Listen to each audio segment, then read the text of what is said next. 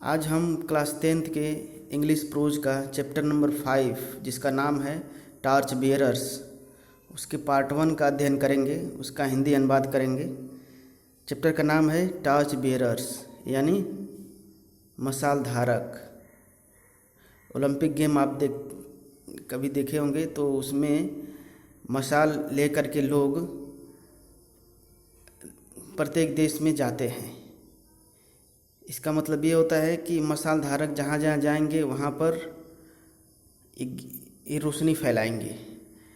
तो सामाजिक स्तर पर भी अगर सामाजिक परिप्रेक्ष्य में बात करते हैं तो टार्च का मतलब मशाल का मतलब ज्ञान से है और ज्ञानी लोग जहाँ जाते हैं वहाँ ज्ञान फैलाते हैं और अज्ञानता को दूर करते हैं।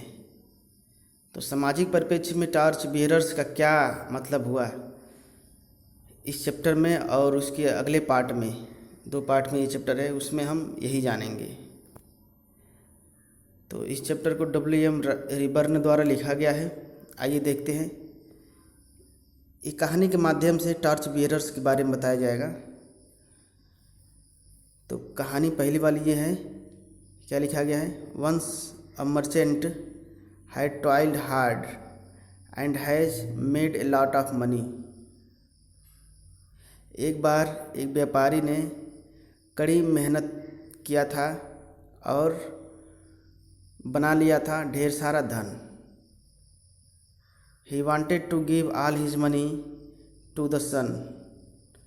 वह चाहता था देना अपना सभी धन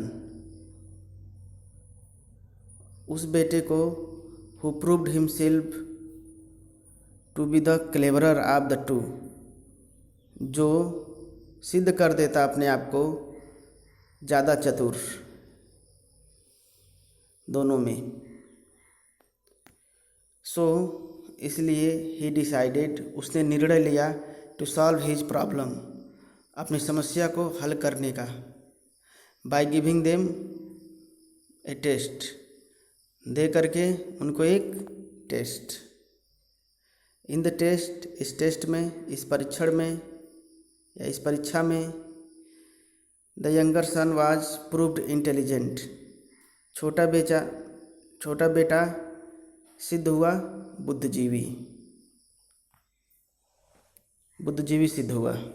इन दिस वे, इस तरीके से, वी कैन से दैट, हम कह सकते हैं कि age does not make one great, उम्र नहीं बनाती है किसी को महान, बल्कि लेकिन इट इज़ विजडम, यह विद्वता ही है, डैट मेक्स, जो बनाती है, वन, किसी को, ग्रेट, महान बनाती है।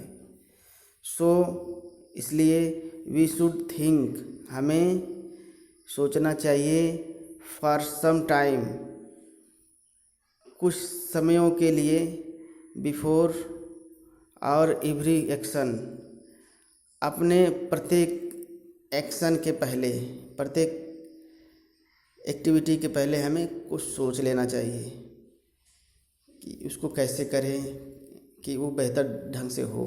किसी भी काम को करने के पहले हमें सोचना चाहिए।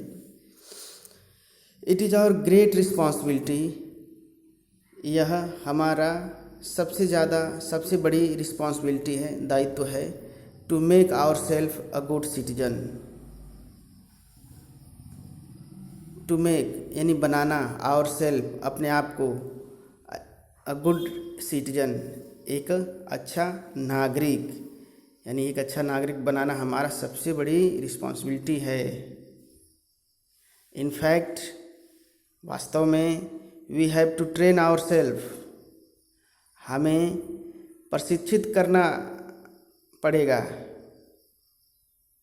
या करना होगा अपने आप को, फॉर सिटीजनशिप, नागरिकता के लिए, and for the service of our country, और अपने देश की सेवा के लिए हमें अपने आप को ट्रेन करना पड़ेगा, प्रशिक्षित करना पड़ेगा कि कैसे हम एक अच्छा नागरिक बने और हम अपने देश की सेवा कैसे कर सकें। इसके लिए अपने आप को हमें प्रशिक्षित करना पड़ेगा। तो ये तो रहा चैप्टर के बारे में 5-6 लाइन। अब हम इसको डिटेल में स्टडी करेंगे। पार्ट 1 यहाँ से शुरू होता है।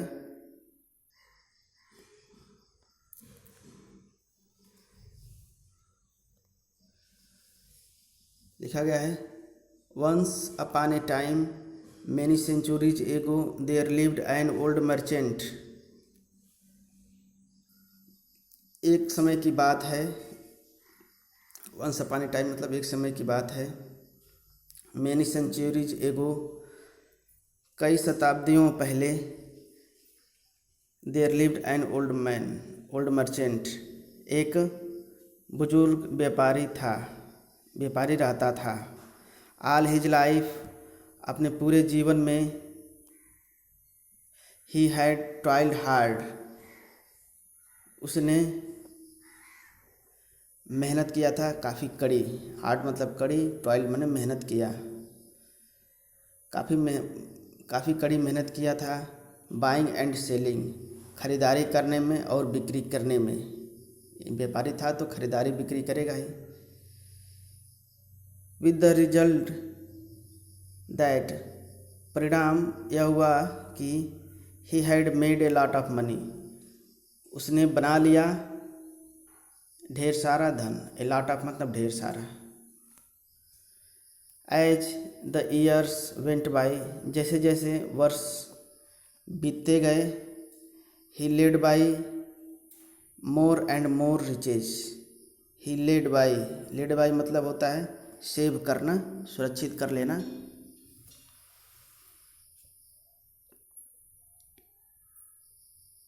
रिजर्व कर लेना, सेव कर लेना। ही लेड बाई ये फ्रेजल वर्ब है, दो शब्दों से मिलके जो वर्ब बनती है उसको हम फ्रेजल वर्ब बनते हैं। तो ले बाई से बना हुआ है। ले का सेकेंड फॉर्म लेड होता है। ले बाई मतलब होता है सुरक्षित कर लेना, बचा लेना। ही लेड बाई उसने सुरक्षित कर लिया। मोर एंड मोर रिचेज ज़्यादा और ज़्यादा संपत्ति को, रिचेज मतलब होती है संपत्ति को, उसने बचा लिया। बट द डे केम परंतु वह दिन आया। व्हेन ही फेल्ट दैट जब उसने महसूस किया कि he had not long to remain in this world. He had not long उसे नहीं जीना था या नहीं जीना रहना है। इन दिस वर्ल्ड इस संसार में अब ज़्यादा समय तक नहीं रहना है, शेष नहीं रहना है। ही बिगेन टू वंडर वह आश्चर्यचकित होने लगा। What he should do with his money क्या उसे करना चाहिए अपने संपत्ति के साथ, अपने धन के साथ जिसको वह इतनी मेहनत से कमाया था, उसको क्या करना चाहिए। अब वो बुजुर्ग हो रहा है और वो ज़्यादा समय तक शेष नहीं रहेगा इस दुनिया में। आगे फिर लिखा गया है, नाउ ही हैड 2 सन्स अब उसके 2 बेटे थे।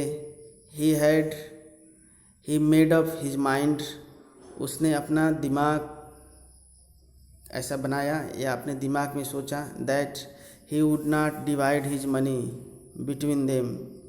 ही वुड नॉट डिवाइड वह डिवाइड नहीं करेगा हिज मनी अपनी संपत्ति को, अपने धन को, बिटवीन देम उनके बीच में नहीं बांटेगा वो, यानी अपने संपत्ति को बांटेगा नहीं। बट बल्कि दैट उसको he would give it all to the one who proved himself to be the cleverer of the two. He would give it all वह देगा इसको यानी संपत्ति को, सभी संपत्ति को, टू द वन उसको देगा, उस एक को देगा, हु प्रूव्ड जो सिद्ध करेगा, हिमसेल्फ अपने आप को, to be the cleverer of the two दोनों में ज़्यादा चालाक जो अपने आप को प्रूव करता उसको वो दे देगा।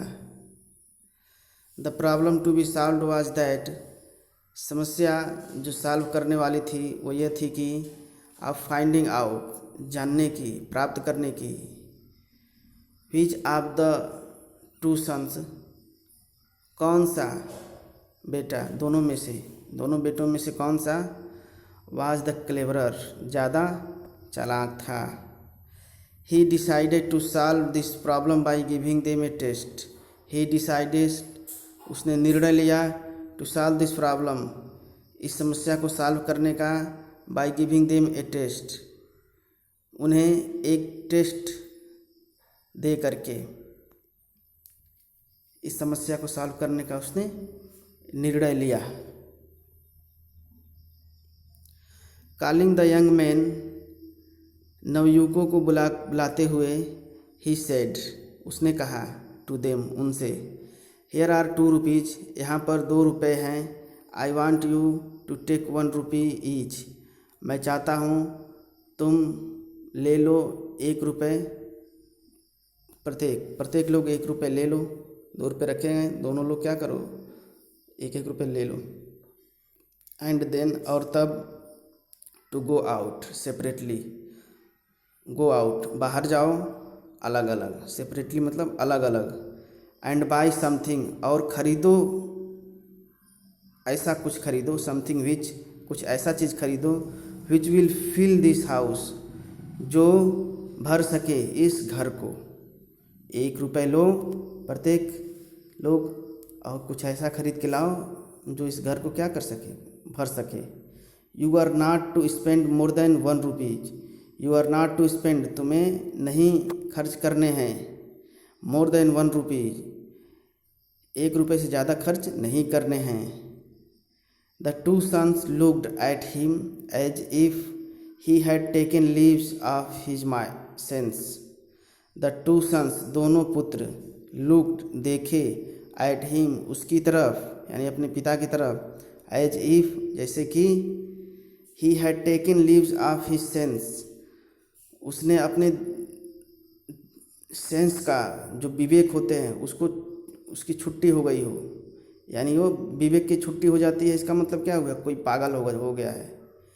कहते हैं you are taken leave of your sense, ऐसा बोलते हैं कि आपका सेंस जो है, आपका विवेक है, बुद्धि जो है, छुट्टी पर चला गया, यानी आप पागल हो गए हैं, ऐसा बोलते हैं। How can we possibly buy enough of anything to fill the house with only 1 rupee. वे कह रहे हैं, how can we possibly buy, कैसे हम खरीद सकते हैं इतना पर्याप्त मात्रा, इनफ ऑफ एनीथिंग, किसी चीज़ की इतनी पर्याप्त मात्रा, टू फिल द हाउस, जो ये घर भर सके, विथ ओनली 1 रुपी, केवल 1 रुपये से ही किसी चीज़ की उतनी ज़्यादा मात्रा हम कैसे खरीद सकते हैं जो इस घर को भर सके। दे आस्क्ड देमसेल्फ, उन्होंने कहा, अपने आप में ही कहा, एक दूसरे से कहा, ठीक है। How can we possibly buy, कैसे हम, वो कौन सा संभव चीज़ है जिसको हम खरीद सकते हैं। How can we possibly buy, कैसे हम खरीद सकते हैं, इनफ ऑफ एनीथिंग, किसी चीज़ की इतनी पर्याप्त मात्रा, टू फिल द हाउस, जो इस घर को भर सके, विथ ओनली 1 रुपीज़, केवल 1 रुपये से। दे आस्क्ड देमसेल्फ, उन्होंने अपने आप से ही पूछा। And they were reluctant to pick up the rupee, और वे अनिच्छुक थे उस पैसे को उठाने के लिए। पिकअप द रुपी, उस पैसे को उठाने के लिए अनिच्छुक थे, रिलक्टेंट थे। But the old man insisted on doing as he told them, लेकिन उस बुजुर्ग आदमी ने जोर दिया, दबाव दिया, ऑन देयर डूइंग, उन्हें ऐसा करने के लिए, एज ही टोल्ड देम, जैसा उसने कहा था उनसे, ऐसा करने के लिए उन्हें इंसिस्ट किया। ओल्ड मैन ने कह रहा है, old man, of you go, तुम लोग जाओ। ऑफ आया है कहीं से अलग होने, कहीं किसी जगह से अलग होने के लिए ऑफ प्रीपोजिशन का प्रयोग किया जाता है। किसी धरातल को छोड़ने के लिए, किसी सतह को छोड़ने के लिए, या इवन किसी जगह को छोड़ने के लिए OWF ऑफ का प्रयोग किया जाता है। ऑफ यू गो, यानी यहाँ से तुम लोग जाओ। ही सेड, उसने कहा। And don't take too long over the business, and, और डोंट टेक टू लॉन्ग, ज़्यादा समय मत लेना, ओवर द बिजनेस, इस कार्य के लिए। द बिजनेस माने कार्य, इस कार्य के लिए, इस बिजनेस के लिए ज़्यादा समय मत लगाना। आई एक्सपेक्ट, मैं आशा करता हूँ, you back in a couple of days, you back तुम वापस आओगे, इन ए कपल ऑफ डेज कुछ दिनों में वापस आओगे।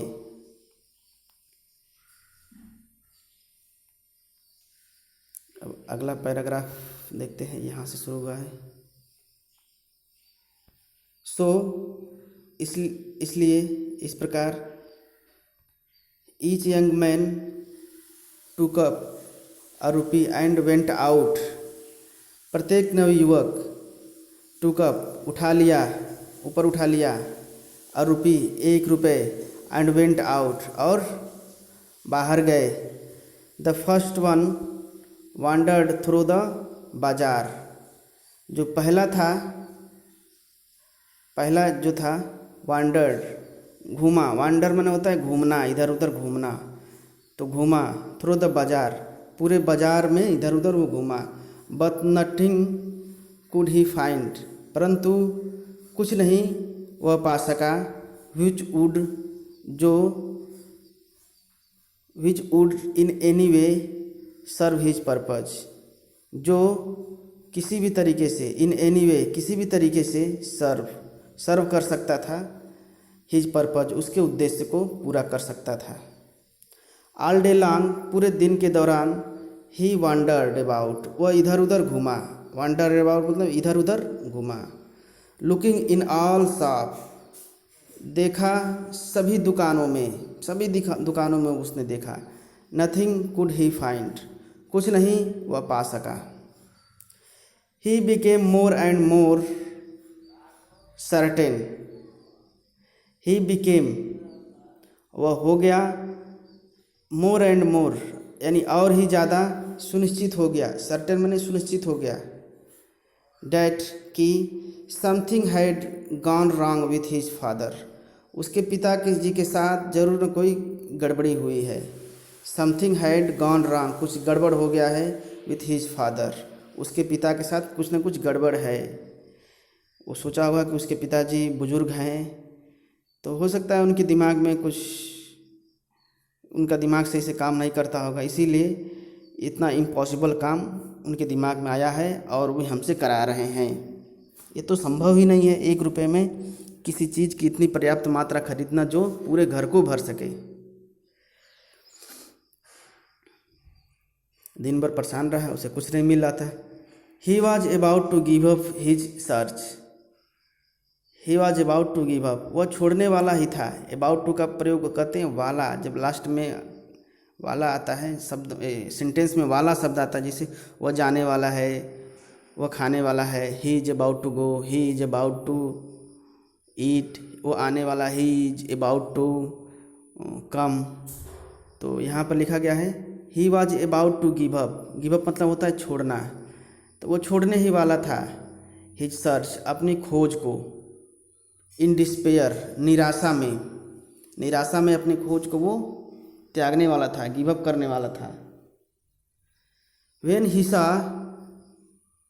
तभी उसने देखा, ही सॉ उसने देखा, अ बुल्लक कार्ट एक बैलगाड़ी को, विथ लोड ऑफ हे जिसमें भूसा भरा हुआ था।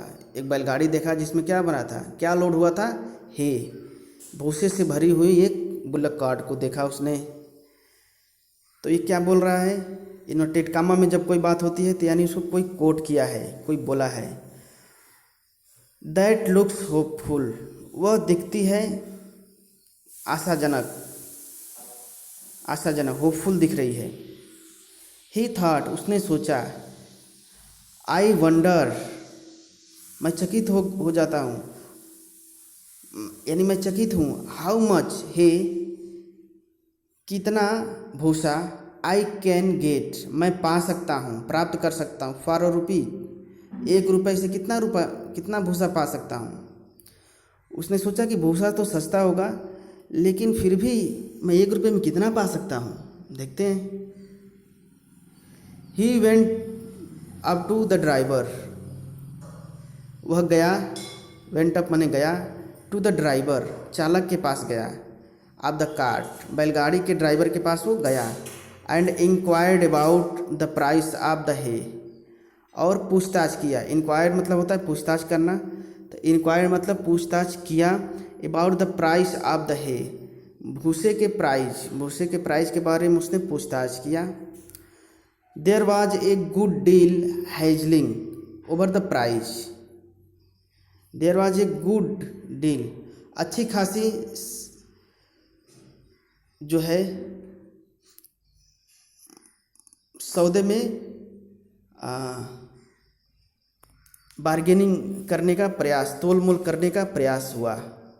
डील मतलब सौदा होता है, हैजली मतलब बार्गेनिंग कराना, तोल मोल करना, यानी किसी सौदे में तोल मोल कराना। डील हैजलिंग, डील मतलब सौदा, हैजली मतलब तोल मोल कराना, बार्गेनिंग कराना। तो इस सौदे में काफ़ी बार्गेनिंग हुई, काफ़ी तोल मोल हुआ, अच्छी खासी, गुड मतलब अच्छी खासी, ओवर द प्राइस, प्राइस को लेकर के।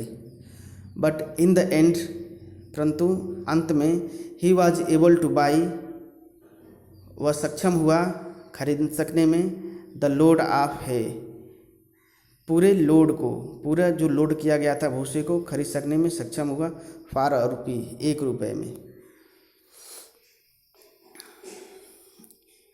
अब आजकल तो 1 रुपये में पूरा बैलगाड़ी भर भूसा मिलेगा नहीं, तो जाहिर सी बात है ये काफ़ी शताब्दियों पहले की ये घटना है जब भूसा सस्ता होता होगा और 1 रुपये की कीमत कहीं ज़्यादा होती होगी। तो यही लिखा हुआ है, this was in days when a rupee would buy a great deal more than it would buy now. This was in the days, यह उस समय की बात है, व्हेन जब अ रुपी वुड बाई, 1 रुपये से खरीदा जा सकता था या खरीद सकते थे, अ ग्रेट डील, ज़्यादा बड़ा सौदा खरीद सकते थे, more than it would by two now, कितना, इससे ज़्यादा जो आज हम खरीदते हैं सौदा, उससे बड़ा जो है डीलिंग हम कर सकते थे 1 रुपये से। ये उस समय की बात है ये।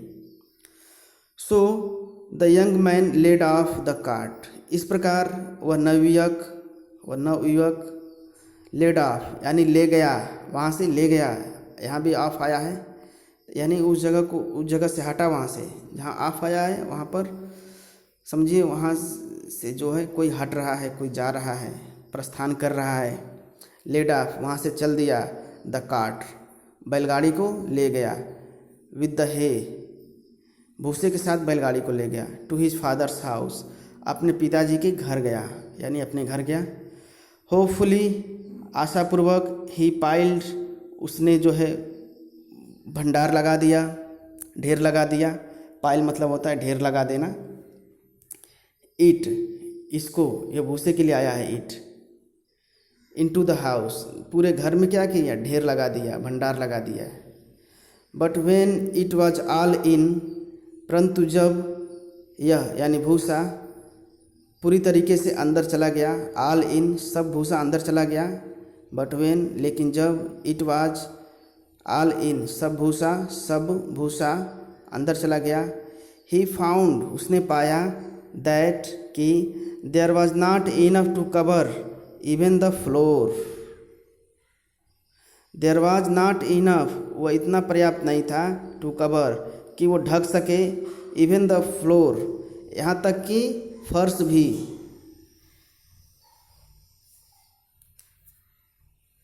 Late alone fill the whole house, let alone यानी दूर रखिए, एकांत में रखिए, लेट एलोन मतलब दूर रखिए, फिल द होल हाउस पूरे घर को भरने की बात दूर रखिए, पूरे घर को ढकने की बात तो दूर रखिए। उसने पाया कि there was not enough to cover even the floor, वो इतना पर्याप्त भी नहीं था कि वो फर्श भी ढक सके।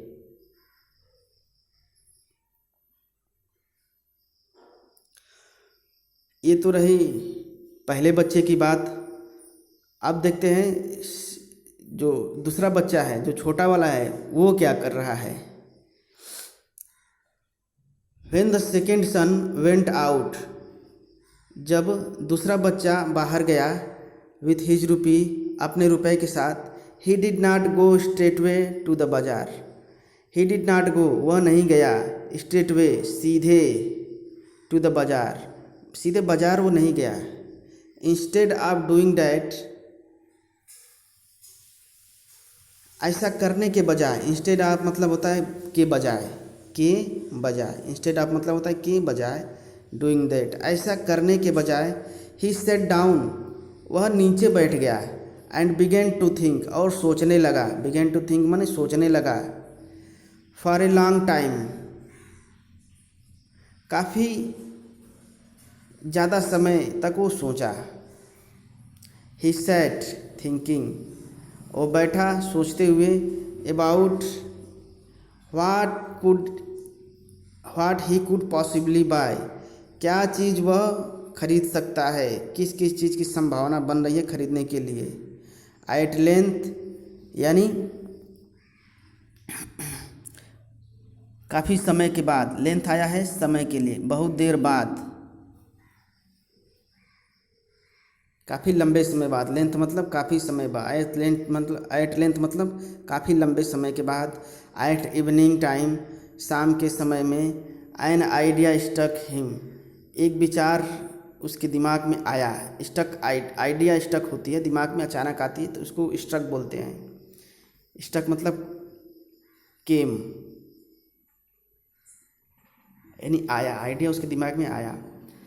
क्या आइडिया आ रहा है? देखिए, अब जब कोई चीज़ सोचेंगे तभी उसका कोई निष्कर्ष निकलेगा। तो पहले सोचिए, ज़रूर उसका कोई ना कोई आपको विचार आएगा। जब आप सोचेंगे नहीं, दिमाग यूज नहीं करेंगे तो कोई आइडिया किसी प्रॉब्लम को सॉल्व करने के लिए नहीं आएगा। इसीलिए सोचना ज़रूरी है, दिमाग का यूज करना बहुत ज़रूरी है। टेकिंग हिज रुपी, अपने पैसे को लेकर के, अपने रुपए को लेकर के। ही walked quickly down the bazaar, he walked वह चला, क्विकली जल्दी से, डाउन द बाजार बाजार की तरफ चला। Till he came to a shop, जब तक कि वह एक दुकान पर नहीं आ गया। वेयर कैंडल्स वेयर सोल्ड, जहाँ पर मोमबत्तियाँ बेची जाती थीं।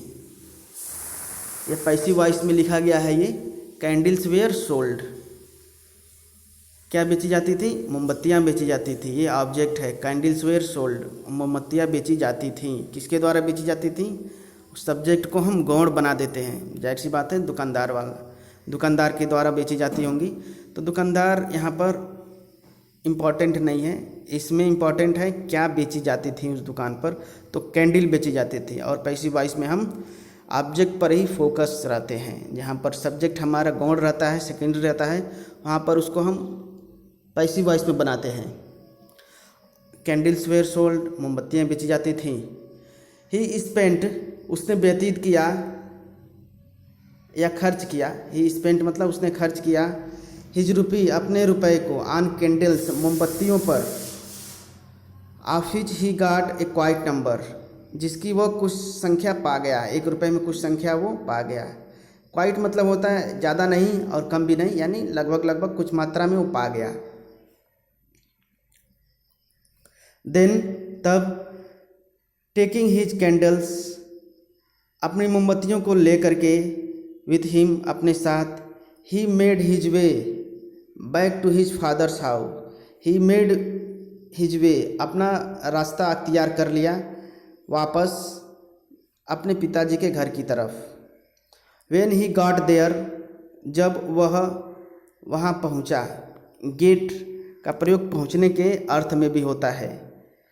जैसे मैं कहूँ I will get there by evening, मैं वहाँ पर शाम तक पहुँचूँगा। ठीक है,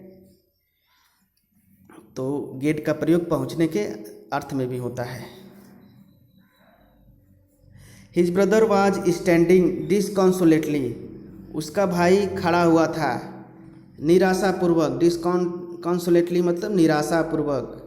looking at the hay spread out on the floor, और देख रहा था भूसे की तरफ जो बिखरी हुई थी। स्प्रेड आउट, बिखरी हुई थी, ऑन द फ्लोर, फर्श पर बिखरी हुई थी, उसकी तरफ वो देख रहा था और निराशापूर्वक वो खड़ा था।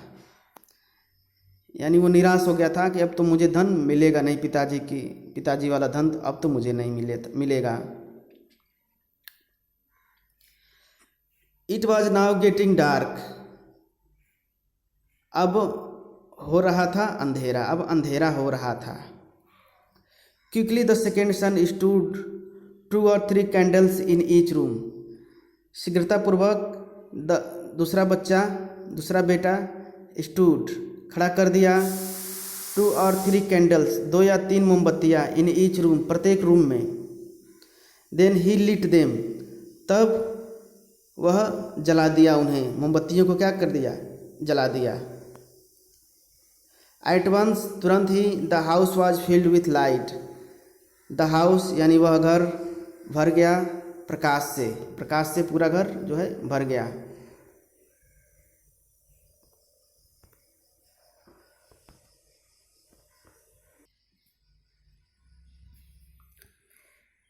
His father was very pleased with him. His father was very pleased. उसके पिताजी बहुत प्रसन्न हुए with him, उससे। And said, और बोले, My son, मेरे पुत्र, You have shown true wisdom, तुमने दिखाया है true wisdom, सच्ची विद्वता दिखाया है। I am ready to hand over all my money to you. I am ready, मैं तैयार हूँ to hand over, देने के लिए। hand over मतलब देने के लिए। all my money, मेरा पूरा धन, to you, तुमको। now, अब ये कहानी ख़त्म हो गई, उस व्यापारी की कहानी ख़त्म हो गई। तो इस कहानी से हमें क्या शिक्षा मिलती है वो हम आगे देखेंगे, आगे अगले वाले पैराग्राफ में। नाउ, अब, we all live in a big house which we call our native country, अब हम रहते हैं एक बड़े घर में, विच जिसको वी कॉल हम कहते हैं, आवर नेटिव कंट्री अपना मातृ देश कहते हैं। नेटिव कंट्री मतलब मातृ देश। We have each of us been given, we have यानी हमारे पास है, ईच ऑफ अस प्रत्येक लोगों में, हमें से प्रत्येक के पास है या दिया गया है, some 1 rupee, some 2 rupees, some 3 rupees and some 4 rupees. किसी को 1 रुपये, किसी को 2 रुपये, किसी को 3 रुपये और किसी को 4 रुपये मिले हुए हैं, दिए गए हैं। These rupees are not rupees, ये रुपये नहीं है, विथ विच जिससे वी कैन बाई थिंग्स, जिससे हम चीज़ों को खरीद सकें। ये पैसे नहीं हैं। कहा जा रहा है किसी को 1 रुपये, किसी को 2 रुपये, किसी को 3 रुपये, किसी को 4 रुपये दिए गए। ये रुपये नहीं हैं, ये वास्तव में रुपये नहीं है। तो क्या हैं ये? But they are different powers, बल्कि ये अलग अलग शक्तियाँ हैं। जो 1 रुपये, 2 रुपये, 3 रुपये, 4 रुपये अलग अलग तरह के दिए गए हैं, ये वास्तव में रुपये नहीं है बल्कि शक्तियाँ हैं। किसी को थोड़ा, किसी को ज़्यादा, किसी को इस प्रकार की शक्ति, किसी को उस प्रकार की शक्ति, किसी को फिजिकल पावर, किसी को मेंटल पावर दिया गया है। ऐसा कह रहे हैं, ये अलग अलग शक्तियाँ दी गई हैं। But they are different power, बल्कि ये अलग अलग शक्तियाँ हैं। वी हैव बीन गिवन, हमें दिया गया है। Each of us has powers of body, each of अस हम में से प्रत्येक के पास है, क्या है? पावर ऑफ बॉडी, यानी शारीरिक शक्तियाँ हैं। पावर्स ऑफ माइंड, मस्तिष्क की शक्तियाँ हैं। पावर्स ऑफ कैरेक्टर, चरित्र की शक्तियाँ हैं। ऐसा है ना? 1 रुपये, 2 रुपये, 3 रुपीज जो दिया गया वो यही हैं।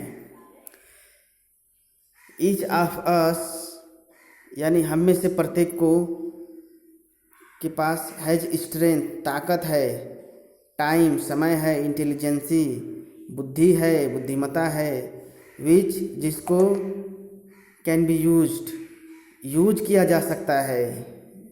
विच यानी जिसको कैन बी यूज किया जा सकता है। As we leave school and go out in the world, जैसे हम स्कूल को छोड़ते हैं, वी लीव स्कूल मतलब हम स्कूल को छोड़ते हैं, एंड गो आउट और जाते हैं, बाहर जाते हैं, इनटू द वर्ल्ड संसार में, यानी दुनियादारी में जब जाते हैं, सांसारिक चीज़ों में जब हम लिप्त हो जाते हैं स्कूल को छोड़ने के बाद। वी आर टेस्टेड, हमारा परीक्षण किया जाता है, as to how we are going to use this talent which we possess. We are tested, हमारा परीक्षण किया जाता है, यानी हमारी परीक्षा होती है, एज टू हाउ कि कैसे, हाउ मतलब कैसे, we are going to use हम इसको प्रयोग करने जा रहे हैं, इस टैलेंट्स को जो हमारे पास है, जो हमने स्कूल में सीखा, जो हमने अपने यंगर लाइफ में सीखा, उसको हम कैसे, उस टैलेंट को कैसे हम यूज करने जा रहे हैं जो हमारे पास है, विच वी पसेस, जिसको हम धारण करते हैं, उस टैलेंट को हम कैसे यूज करने जा रहे हैं, अच्छे तरीके से यूज करने जा रहे हैं कि ख़राब तरीके से यूज करने जा रहे हैं। अब आगे देखेंगे।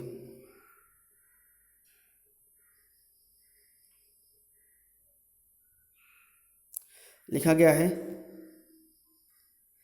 Are we going to use them to buy useless है। क्या, जब हेल्पिंग वर्ब स्टार्टिंग में आते हैं तो वो सेंटेंस क्या से शुरुआत होती है? Are we going to use them, क्या हम उन्हें प्रयोग करने जा रहे हैं, उस शक्तियों को, उस टैलेंट को प्रयोग करने जा रहे हैं। टू बाई यूजलेस है, खरीदने के लिए बेकार की भूसे, यानी बेकार, यूजलेस मानी बेकार, भूसा खरीदने के लिए उस टैलेंट का यूज करने जा रहे हैं, उस पावर्स का यूज करने जा रहे हैं। कि आर अथवा आर वी गोइंग, हम जा रहे हैं, टू यूज देम, उनका प्रयोग करने, टू स्प्रेड लाइट, प्रकाश फैलाने के लिए हम उसका यूज करने जा रहे हैं। थ्रू आउट आवर हाउस, अपने पूरे घर में, पूरे घर से मतलब है पूरे देश में। तो जाहिर सी बात है, यदि हम होशियार हैं, यदि हम बुद्धिमान हैं, तो हम क्या करेंगे, अपने टैलेंट से चारों तरफ लाइट को स्प्रेड करेंगे। Throughout our house we would like to spread light by using our talent. That is our country, जो कि हमारा देश है। ये घर क्या है, हमारा जो देश है, ये क्वेश्चन मार्क है कि इस टैलेंट से हम क्या यूज, इस टैलेंट को हम कैसे यूज करने जा रहे हैं, यूजलेस है में या फिर लाइट को स्प्रेड करने में। If we are going to be a good citizen, यदि हम अच्छा नागरिक बनने जा रहे हैं, if we are going to be a good citizen, यदि हम एक अच्छा नागरिक बनने जा रहे हैं, देन तब वी शैल यूज, हमें प्रयोग करना चाहिए, आवर पावर्स एंड एबिलिटीज, अपनी शक्तियाँ और अपनी योग्यताओं को, to try to spread light into all parts of our country. Spread यानी फैलाने में, प्रकाश फैलाने में, into all part of our country, अपने देश के प्रत्येक पार्ट में लाइट को फैलाने में हमें इसका प्रयोग करने की कोशिश करना चाहिए। Country of our country, that is we shall spend our self in the service of our country. That is यानी इसका मतलब ये हुआ, we shall spend our self, हमें खर्च करने देना चाहिए, लगा देना चाहिए अपने आप को, और सेल्फ मतलब अपने आप को, in the service of our country, अपने देश की सेवा में अपने आप को हमें क्या कर देना चाहिए, स्पेंड कर देना चाहिए, लगा देना चाहिए, खर्च कर देना चाहिए। यानी ये देश के तरक्की के बारे में है, आप अपने टैलेंट से कैसे अपने देश की जो है सेवा कर सकते हैं। आपके पास जो भी टैलेंट हो, छोटा बड़ा जैसा भी टैलेंट हो, आप अपने देश के बारे में सोचिए। जो प्रोग्रेसिव कंट्री हैं वो अपने देश के बारे में पहले सोचते हैं, यानी आपके किसी कार्य से आपके देश पर जो है अच्छा प्रभाव पड़े, ऐसा। No country can progress, no country can progress, कोई भी देश प्रगति नहीं कर सकता है, अनलेस जब तक कि इट हैज़ गुड सिटीजन, इसके पास अच्छे नागरिक ना हों। सो इसलिए दैट सो दैट यानी इस प्रकार, if we love our country, यदि हम अपने देश से प्यार करते हैं, एंड वांट और चाहते हैं, टू सर्व इट इसको सेवा करना, we shall try to become a good citizen, we shall try हमें कोशिश करना चाहिए, to become a good citizen एक अच्छा नागरिक बनने का हमें कोशिश करना चाहिए। While we are at school जब हम स्कूल में होते हैं, this is what we should be doing हमें यही करना चाहिए, दिस इज़ वाट यही है, वी शुड बी डूइंग हमें यही करना चाहिए। एक अच्छा नागरिक बनने का हमें कोशिश करना चाहिए जब हम स्कूल में होते हैं। तो स्कूल का केवल ये मतलब नहीं होता है कि आपको math, English, Hindi, geography, history ये सब आए पढ़ने को, बल्कि एक अच्छा नागरिक बनने की भी आप कोशिश कीजिए। किताबी ज्ञान के अलावा आपको व्यवहारिक ज्ञान भी किताबों में ही मिलता है, तो उसको भी लीजिए। आप एक अच्छा डॉक्टर बनेंगे, इंजीनियर बनेंगे, चाहे अच्छा एक कहीं भी कर्मचारी बनेंगे, तो ही आपका देश जो है तरक्की करेगा। अच्छा डॉक्टर, अच्छा इंजीनियर के साथ साथ एक अच्छा आपको सिटीजन भी बनना चाहिए, तभी आप अपने काम में देशभक्ति लेके आ सकेंगे। आप अपने लिमिट से ज़्यादा हट करके काम कर सकते हैं, अपनी बाउंड्री से उठ के भी काम कर सकते हैं।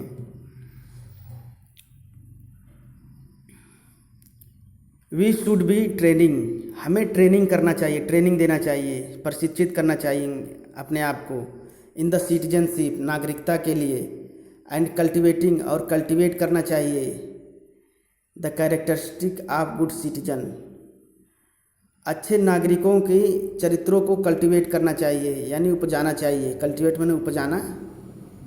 फार्मर क्या करता है? कल्टिवेटिंग का काम करता है ना, उपजाता है।